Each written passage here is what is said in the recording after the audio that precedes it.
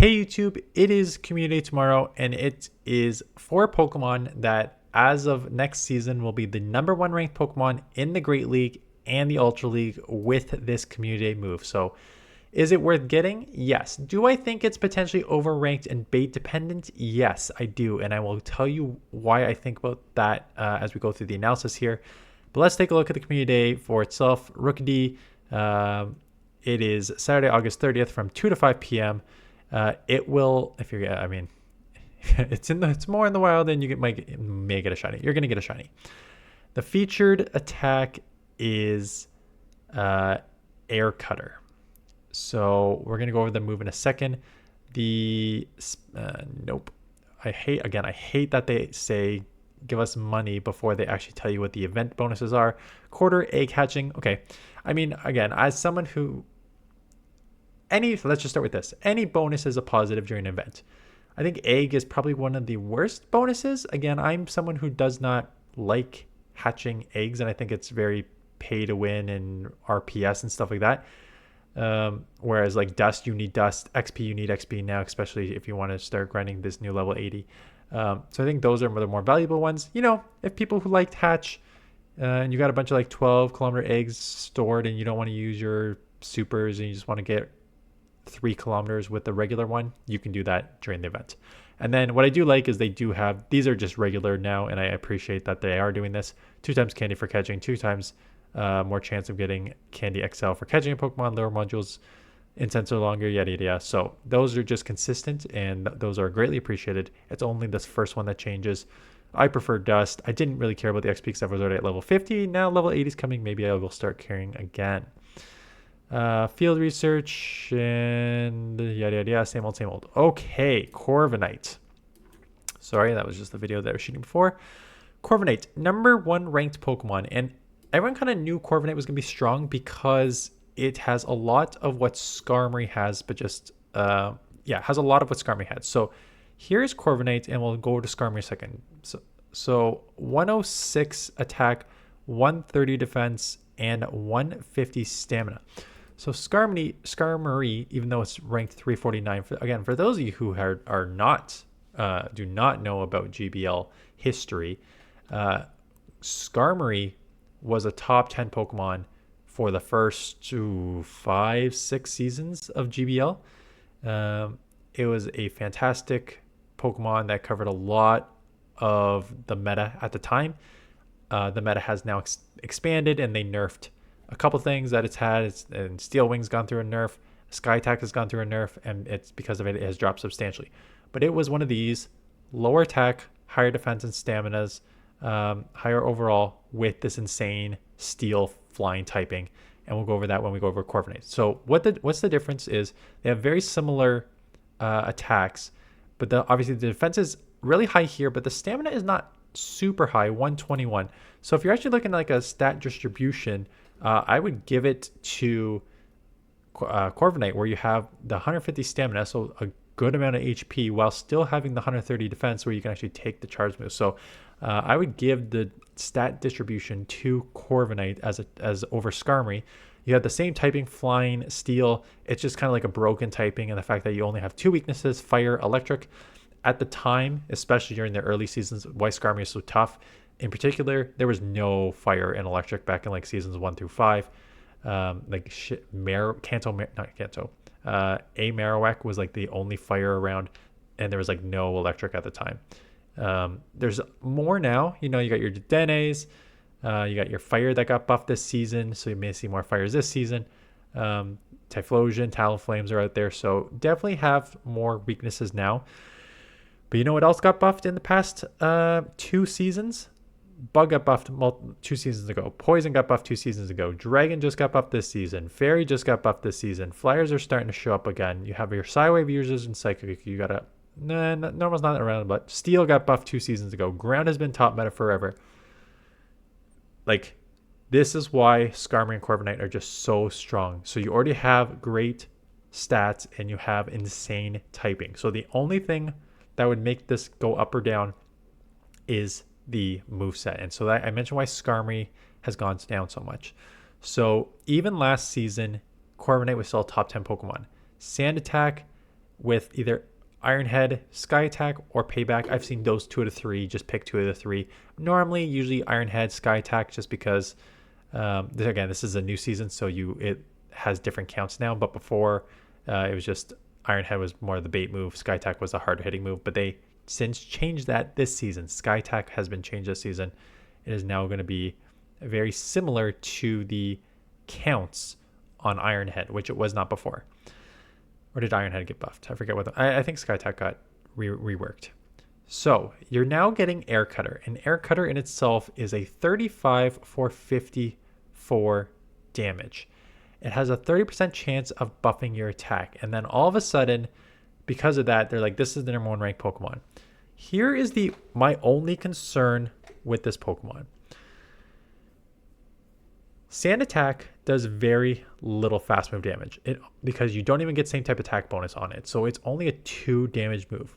It is mostly a fast energy generating move. You know, your 4.5s are your fast. I mean, 5 is the fastest on lock on, but 4.5 is like sort of the best for the most Pokemon. And then you're at your 4, which is, there's like 4.33s, but you know what I'm saying. Like 4 is like the still quick range. But usually some of these 4 moves, instead of just talking randomly, why don't I just show you? Because I am a visual learner. So here are your 4. Water Shuriken, again, broken one. Here is your, actually, let me preview next season before we start getting into that. Here is your 4.5 moves, right? Ember, potentially buffed to 4.5. Like we hope it's buffed to 4.5. It's only 4. It's a useless move. But here are your 4.5 twos, right? So Fairy Wind at 4.5 2. And then you got like Karate Chop at 4.5, 2.5, and then 4.5 2 with Poison Sting. So when we're now talking about 4 and 2 for Sand Attack, we're talking like a nerfed Mudshot now. Peck, that's got buffed, is 4 and 3. Powder Snow is 4 and 2.5. Psywave is 4 and 3. So 4 and 2 is actually quite bad as a move. Then you have you don't get same type attack bonus on it. So it's truly just a 2 damage move. When you use this Pokemon last season, Sand Attack did not do enough fast move damage to really help you in any meaningful way. And the charge moves on Iron Head and Sky Attack were good, but not amazing.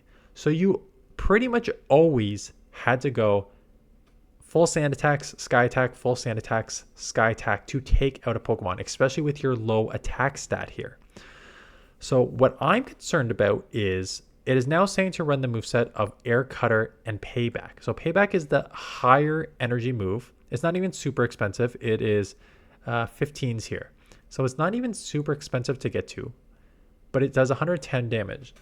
So now the assumption is you are going to basically do the same amount of damage with Payback Air Cutter that you would otherwise do with just going Sky Attacks, right? So we have like, or just say like Iron Head here, 168, 180, at 13 and 12 is 25, and 15 and 9 is 24. So in essentially the same amount of moves, you are doing more or less the same because 110 plus 54 is 164. Air Cutter gives you 2 other things. 1, it gives you a 30% chance of buffing your attack, and 2, it gives you a bait move.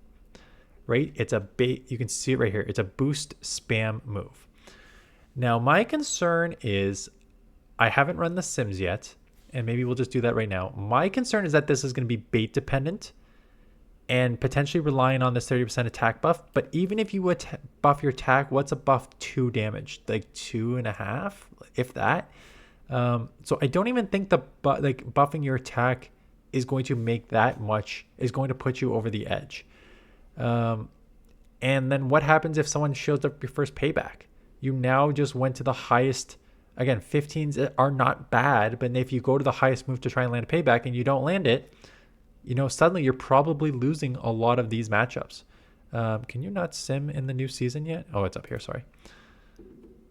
So its ranking is 33 and 22 with a 519 average. That is a nice win percentage. And that is a nice average. There's no doubt about that. I'm going to dismiss, whenever you do this analysis, just dismiss the ones that you're supposed to lose and dismiss the ones that you're supposed to win. I don't really care about those. You're always supposed to win the one you're supposed to win. You're supposed to lose when you're supposed to lose. Now, when I say that for two reasons. I say it for one reason, but I understand the limitations to this. I say it because I don't really care about the hard counter wins or losses. Like, who cares? Every Pokemon is gonna hard counter something, and every Pokemon is gonna get hard countered. So I don't care the wins and losses there. What I care about is the mid game, is the matchups that are soft losses, even, or soft wins. Like, how do you do against the majority of the meta that doesn't either hard counter you or you hard counter? Because that is the true, in my opinion, strength of a Pokemon that has just the flexibility in sort of the majority of the meta. Now, why I say you can't totally dismiss this is because with here are your losses, and it's all the electric and fire. Stunfisk electric, Morpeko electric, Typhlosion fire, Charizard fire, Diggersby with fire punch. You got Chargebug electric, Talonflame, right? So there are all your electrics and your fires. Those are obvious losses. The wins, the obvious ones should be the ones that you just resist everything. So Venusaur only with grass and poison, and you have Aqua Jet on Glycopod, but you are hitting super effective with the air cutters, I guess, here. So stuff that you're just resisting, your Dragon, right? You're resisting Dragon Breath and Wrap here, so they can only throw Aqua Tail. So those are obvious ones that you should win. It's these mid-game ones here that are going to be sort of interesting. And so I want to choose something that's in the pretty evenish range, like Swampert. Like Swampert's one that's not going to bait you. It's just going straight Hydro. So the question is, do you have to land an land a payback here? So here we go. You throw the air cutter, they shield, you go payback, and then you win with 1 HP. So the question is, if I now take off air cutter and I just go straight payback, can I win? Sometimes the answer is yes, and sometimes the answer is no. You still win with 1 HP. So it's close, but that's about as close as the win you were going to get anyways too. So I just kind of going through this analysis here. Corsola is you're not going to bait on Corsola anyways because there's no point of baiting. Lapras could be side waves resisted. So, but again, it's one bait here. So let's see if we can just go double payback. You cannot go double payback on Lapras. You need to land a bait of air cutter.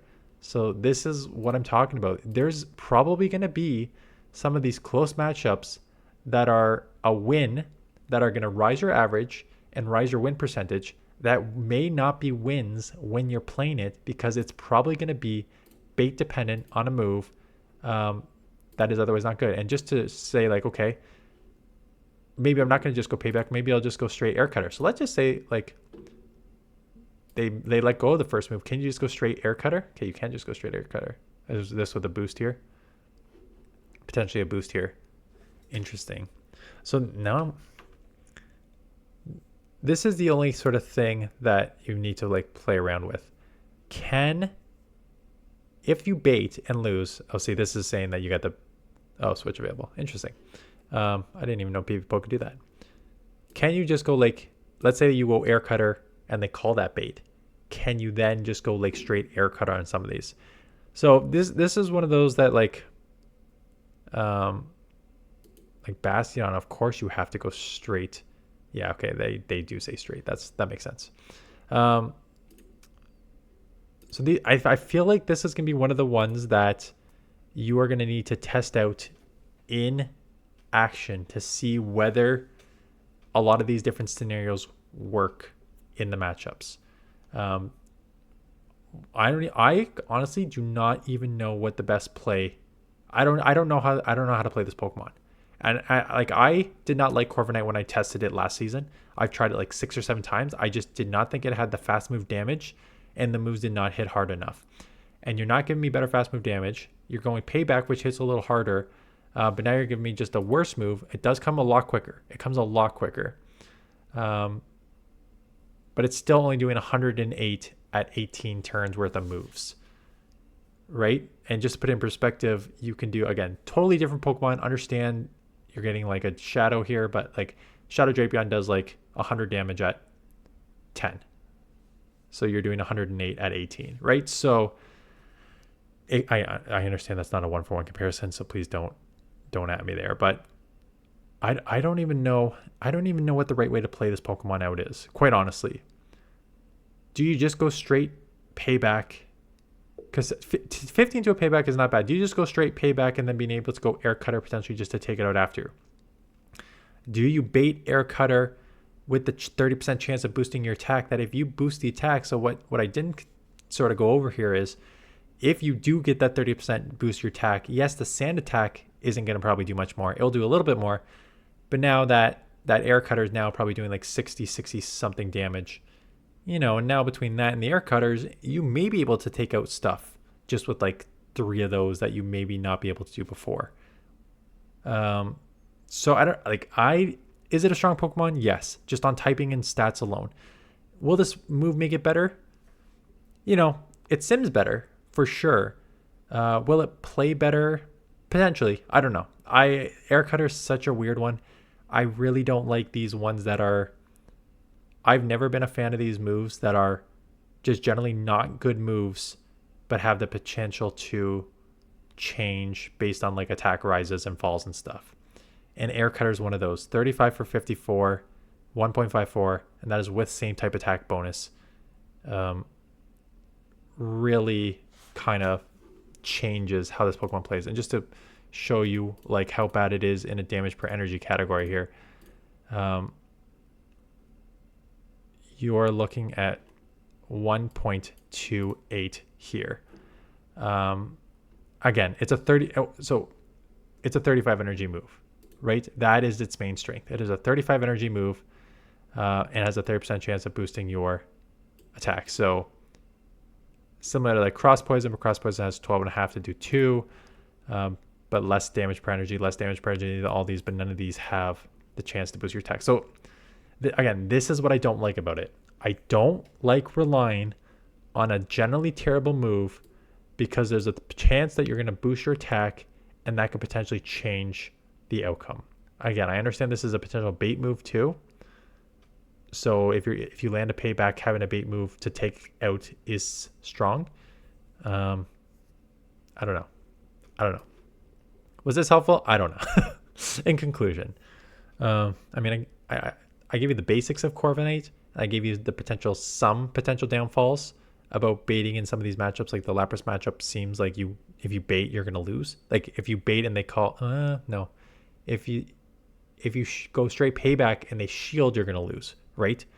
Potentially you can win going straight air cutter because Psywave is resisted. So they're not that like the Lapras is a weird one because Psywave is resisted. So it's not really going to cause you problems. But I feel like there's going to be some of those matchups where you're just like, if you play it one way and your opponent makes the right play, I think those ones are going to turn to losses. Anyways, let me know what your thoughts are below. Again, is it a community worth playing? Yes. You need the 296 XL candies for Ultra League. I think it gets pretty close to level 50 if it doesn't even get to level 50 in Ultra League. 48.5, 0, 15, 15. So you need good IVs. You need, what is it? Like 260, 250, 260 XLs to power it up. This thing has been around for a bit and it's been in the wild a bit too. So I think if you've been catching a decent amount of these already, you probably have a lot of XLs. So I don't think XLs are going to be the issue. I think the IVs are going to be an issue, but again, you can probably get away with not 0, 15, 15. You probably get away with like 1, 2, or 3 attack and be fine. But yeah, anyways, let me know your thoughts on the community below. Are you looking forward to it? Have you used it? Because I've used it. I've used it like 7 times in the past season, maybe 2 seasons. How long has this been out for? 1 or 2 seasons. I hate it. Every single time I'm just like, oh, I know it's strong. I know it's ranked high, and I hate it. Every single time I hate it. So let me know if this is just like Dan, this is a you problem, or if you feel the same way. Anyways, that's enough rambling. Thanks for watching. See you guys in the next one.